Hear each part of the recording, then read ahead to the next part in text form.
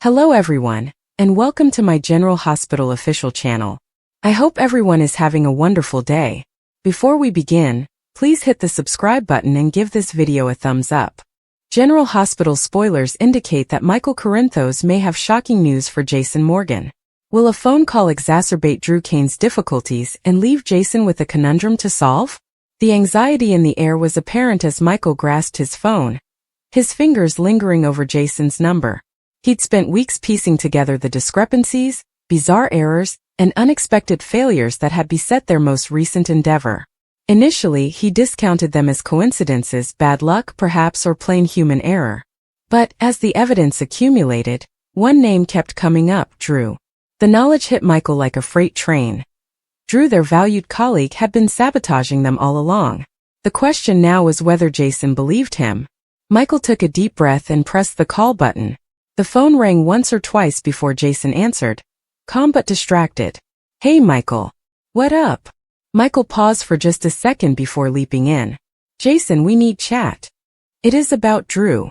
There was a pause on the other end, and Michael could practically hear Jason's mind working, absorbing the gravity of the situation. How about Drew? Jason's tone had transformed, from casual to guarded interest. I know he's been sabotaging the project, Michael stated quietly but firmly. He'd rehearsed this moment in his brain numerous times, but now that it was occurring, the words came out quickly. None of the delays, lost files, or miscommunications were inadvertent. Drew has been behind it all. Silence stretched between them, laden with disbelief. Jason breathed sharply.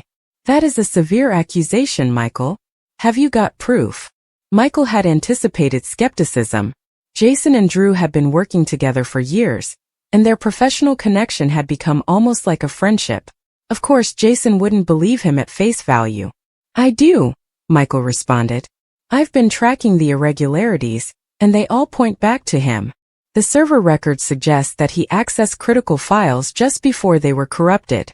The emails that never got sent? He was the last person to handle them. And remember how the client abruptly modified their expectations last month? Drew spoke to them alone.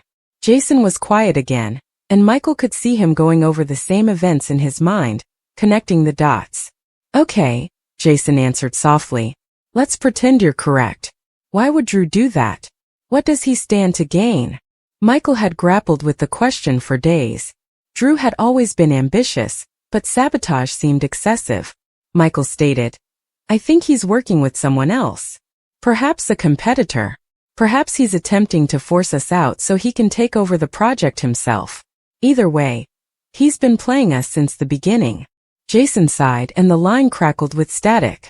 This is a lot to process. If what you're saying is correct, we're in serious trouble. I know, Michael replied. But we cannot let him get away with it. We need to confront him strategically. If we warn him too soon, he'll hide his traces. Jason's voice hardened. Agreed. However, before we take action, we must have indisputable evidence. If we accuse him without concrete evidence, it may backfire. Michael nodded, despite the fact that Jason could not see him. I have already begun compiling everything, but we'll need to move quickly.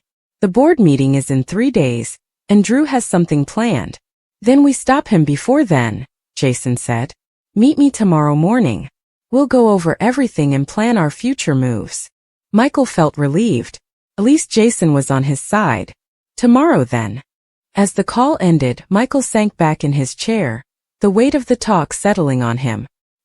He had taken the first step, but the real war was only beginning. Drew was not the sort to give up without a fight, and if he understood they were after him, things could become ugly. Michael arrived at the workplace early the next morning, carrying a laptop full with documents, timestamps, and digital trails pointing to Drew's dishonesty. Jason had already arrived, his face stern as he scanned the information Michael had provided him the night before. This is damning, Jason mumbled while scanning through the information. I can't believe we didn't see it sooner. He's been careful, Michael added.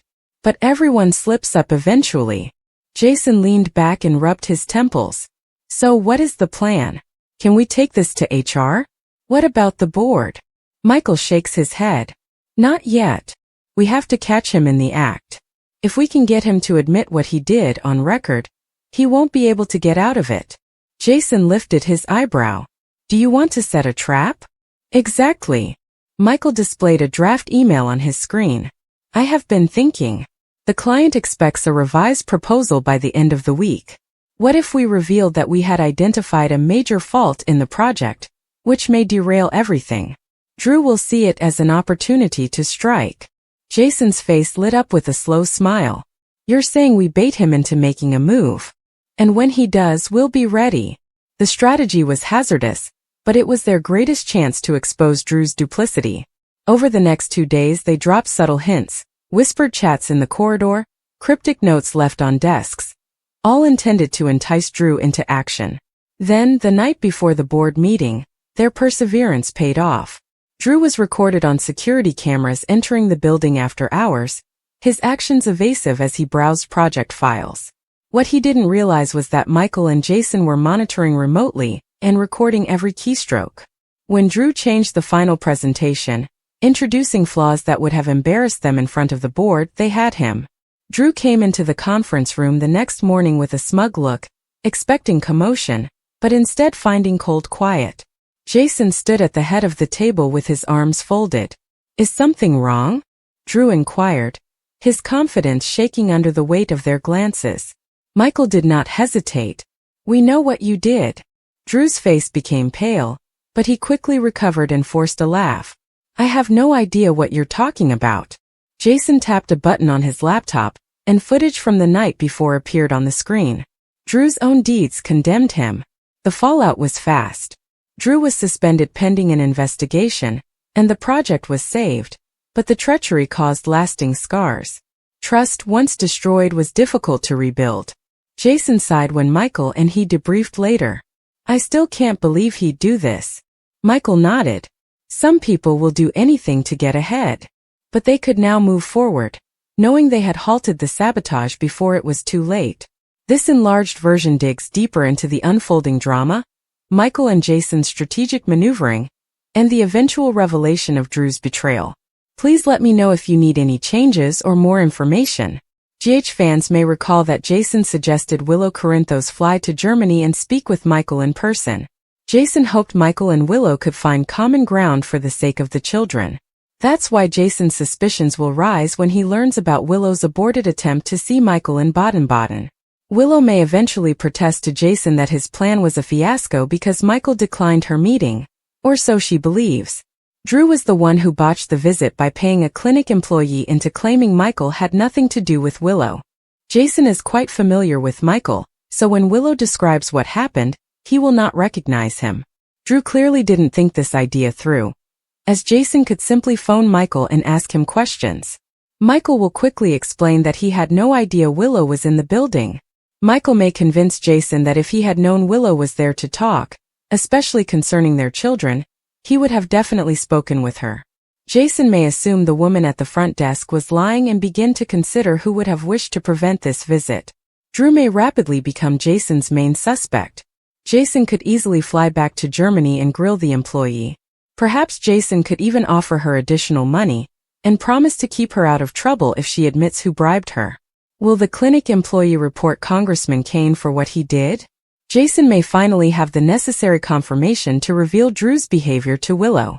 Michael might potentially phone Willow and say he had no idea she was there. Drew has more pressing concerns to deal with right now as a result of the scandal started by Nina Reeves and Portia Robinson, but he should not get away with what he did to prevent Willow from seeing Michael. Portia and Nina's strategy has made Drew a victim, but let's not forget that Drew has also committed some horrible deeds. Drew doesn't get a pass, so let's hope Jason and Michael's collaboration reveals at least one of his terrible secrets. The tension in the room was evident as Michael clutched his phone, his fingers hovering over Jason's number.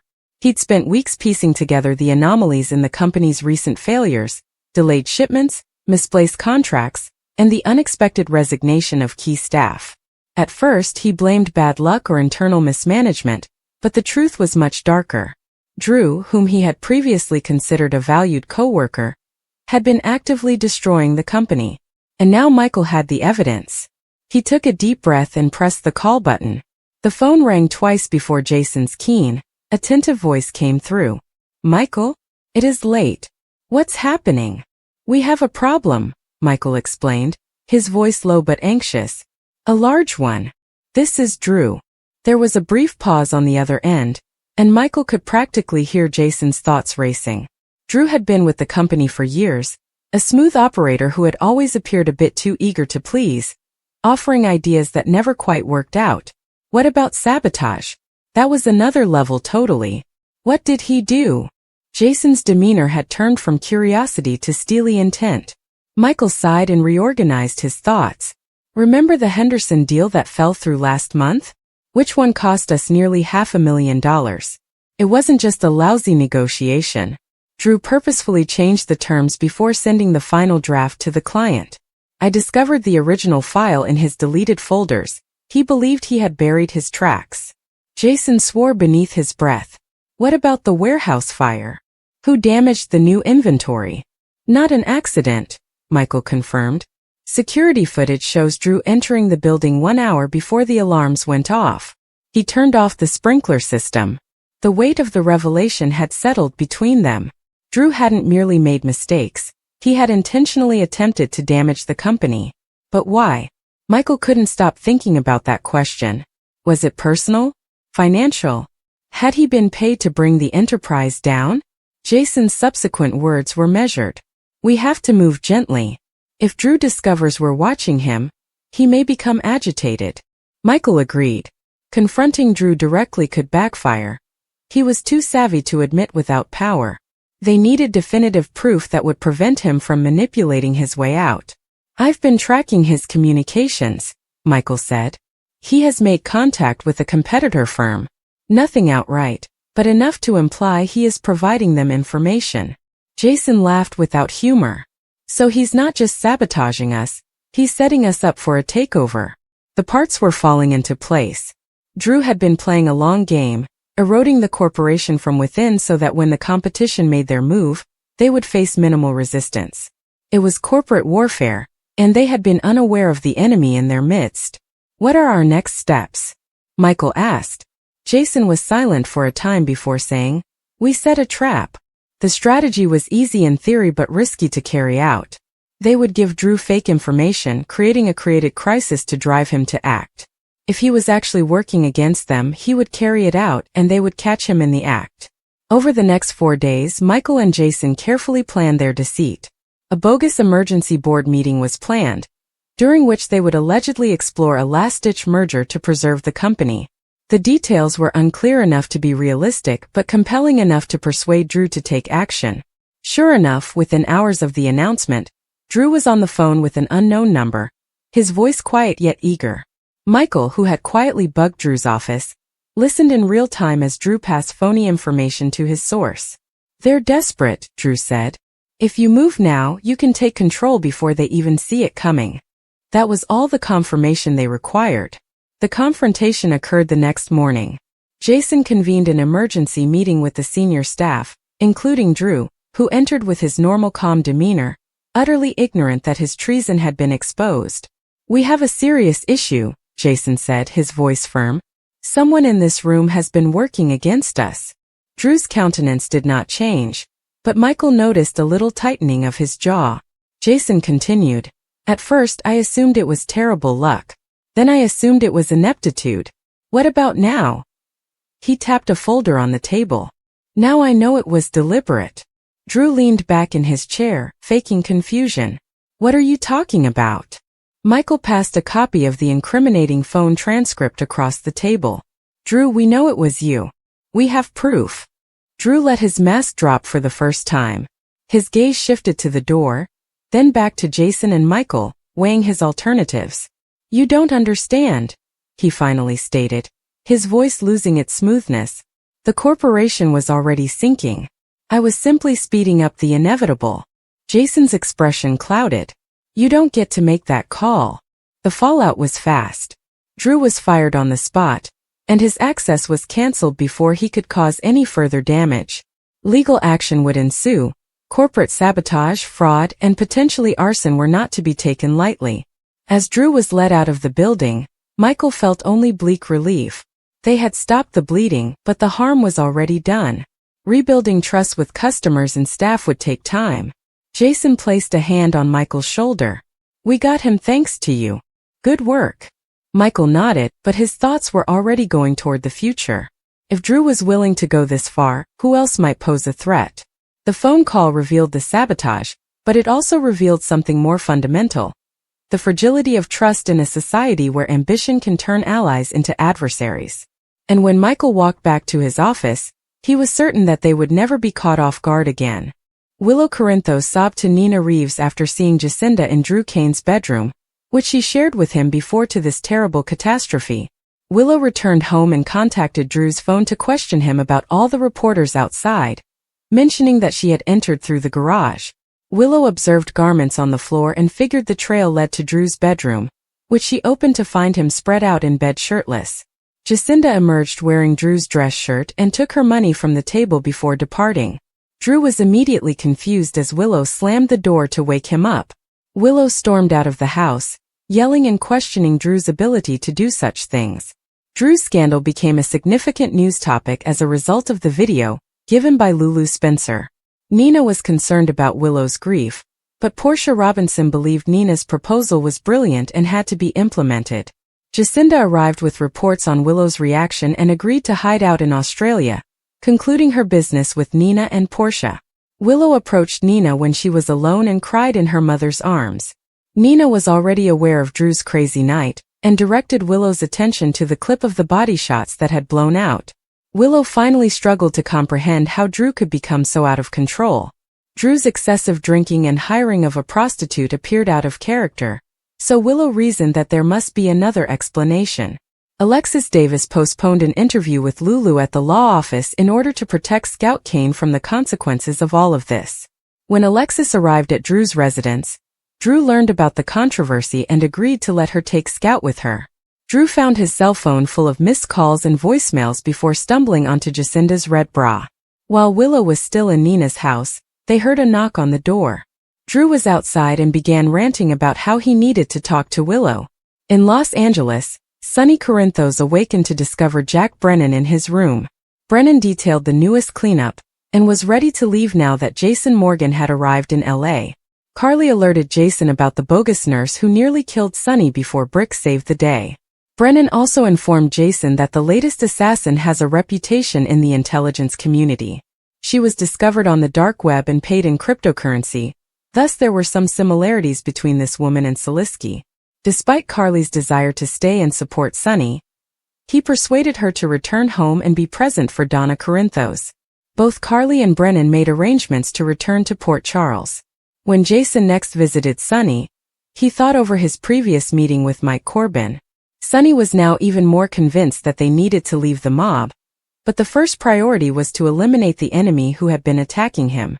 Curtis Ashford returned to Laura's office to discuss how Drew had made himself politically radioactive, which could have repercussions for Ezra Boyle. Lulu subsequently showed in, hoping to interview Laura for her adoption article.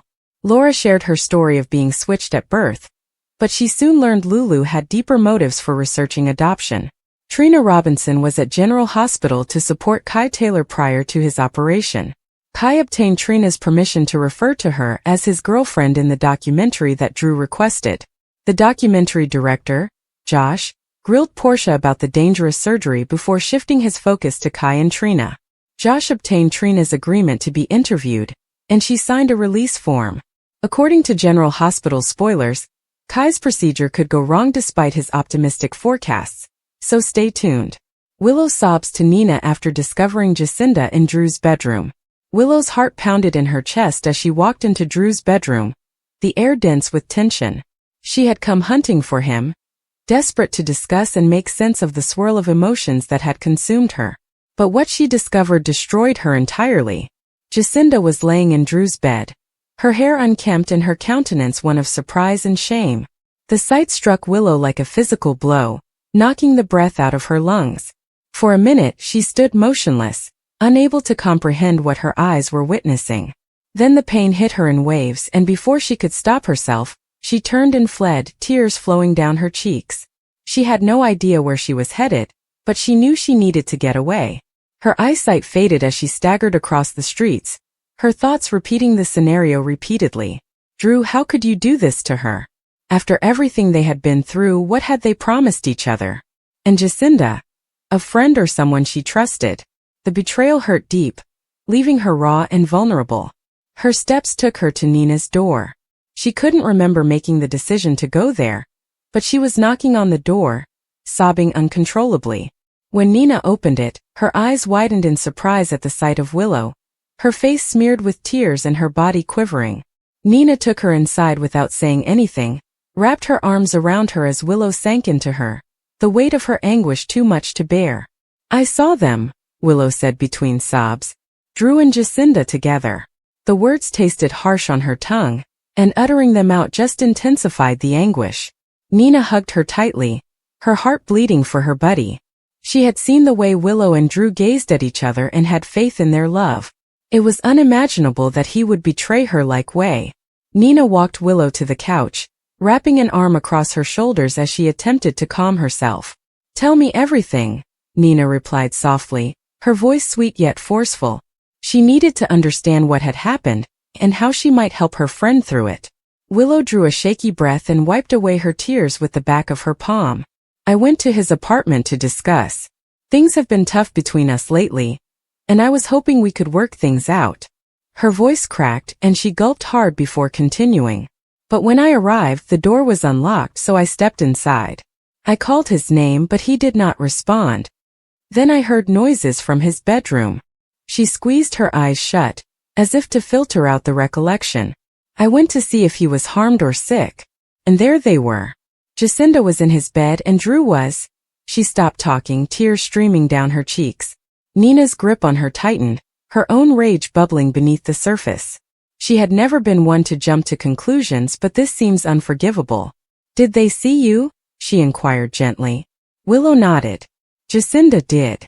She glanced directly at me. Drew had his back to Jacinda, but as she gasped, he whirled around. I could not remain. I ran. Nina exhaled gently, attempting to keep her emotions in check. She wanted to march over to Drew's house and give him a piece of her mind, but she realized that would not help Willow right now. What do you want to do? She inquired, giving Willow space to consider her next move. Willow shook her head helplessly. I do not know. I feel so dumb. I thought we were working through our problems, but he was just lying to me. Her voice lowered to a whisper. How could he do this? Nina did not have an answer for it. Some betrayals were beyond explanation. Instead, she focused on what she could do. Be there for Willow and tell her that she wasn't alone. You don't have to figure everything out right now, she explained gently. Just breathe. We will take it one step at a time. Willow leaned into her, her sobbing gradually diminishing to gentle sniffles. The first shock was wearing off, leaving just a dull, agonizing discomfort. She was aware that healing would take time, if at all. But for the time being, Nina's hugs provided her with some consolation. Meanwhile, across town, Drew was pacing in his bedroom, consumed by his own guilt. Jacinda had departed quickly following Willow's abrupt departure, leaving an unsettling stillness. He tried calling Willow, but her phone went directly to voicemail. He was well aware that he had made a serious mistake. But what could he say to put things right? Jacinda said it was a mistake, that they had both consumed too much alcohol and things had gotten out of hand. But Drew realized that wasn't an excuse. He had betrayed Willow's confidence in the worst way possible, and he now had to deal with the consequences. Willow finally pulled away, wiping her face. I need to talk to him, she replied, her voice steadying.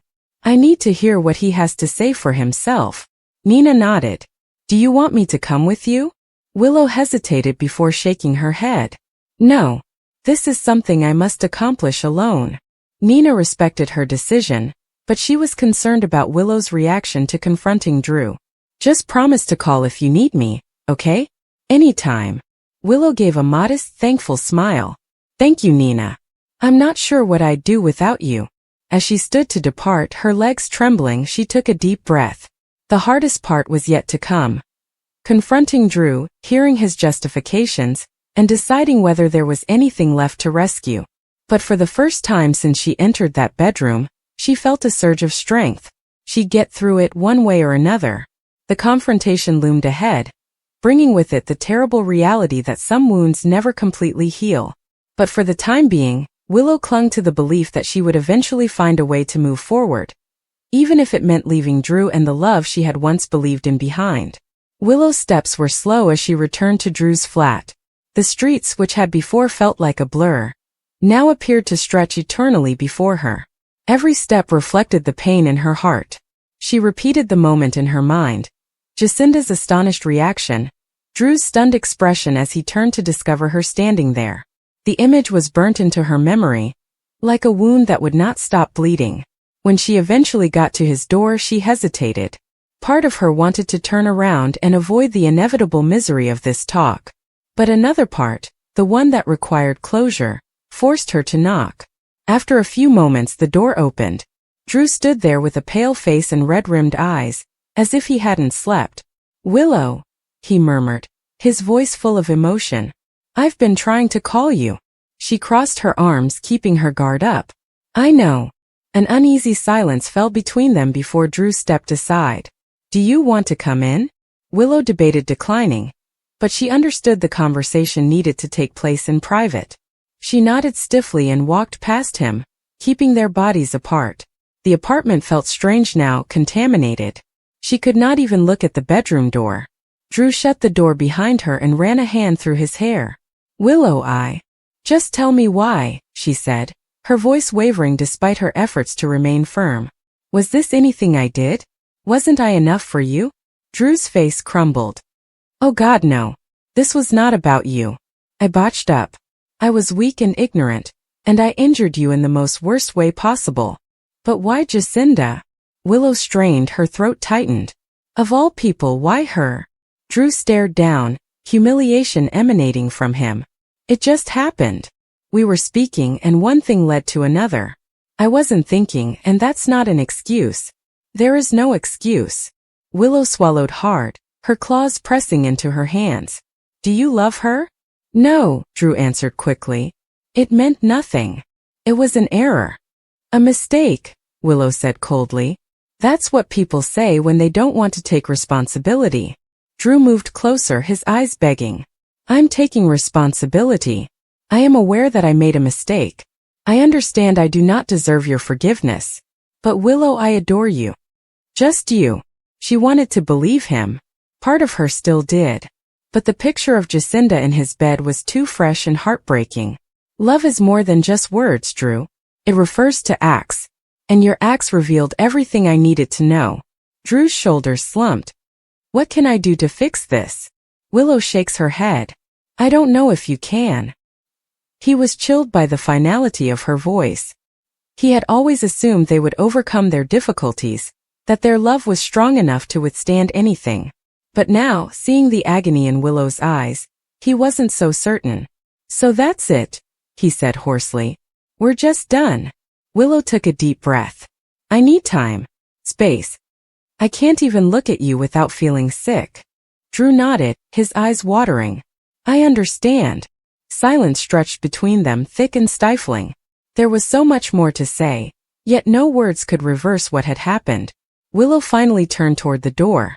"I should go." Drew did not attempt to stop her. He was aware that he had lost that right. "Willow," he said softly as she grabbed for the handle. She halted but did not turn around. "I'm sorry," he muttered. She didn't respond. Instead, she unlocked the door and walked out into the hallway, leaving behind the shattered remnants of what they once had. As she walked away, the tears flowed again, but this time they were different.